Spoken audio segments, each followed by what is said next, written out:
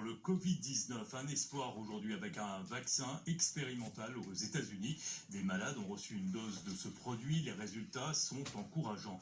Explication Loïc Delamornay. mRNA 1273.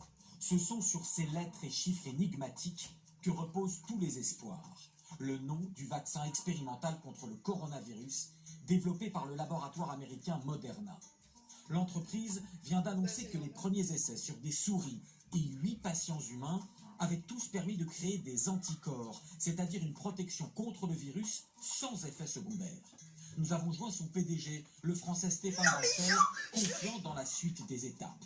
On a eu le feu vert pour démarrer une phase 2, dont à peu près 600 personnes aux États-Unis.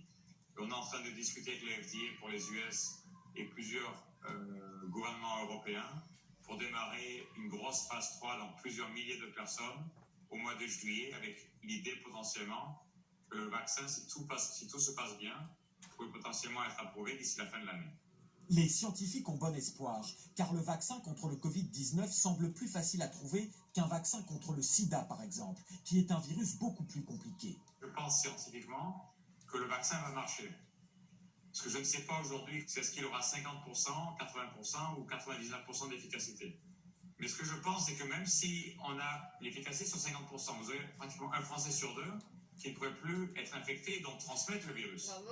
Et donc vous réduirez de manière extrêmement rapide le taux de contamination entre les personnes, qui donc permettrait de retourner pratiquement à un état de vie normal. Le gouvernement américain a donné à Moderna presque 500 millions d'euros pour développer son vaccin, mais l'entreprise assure qu'il sera disponible pour tous les pays. Cependant, aucune industrie ne pourrait produire rapidement des milliards de doses pour tous les humains. Dans un premier temps, le vaccin pourrait être réservé au personnel soignant.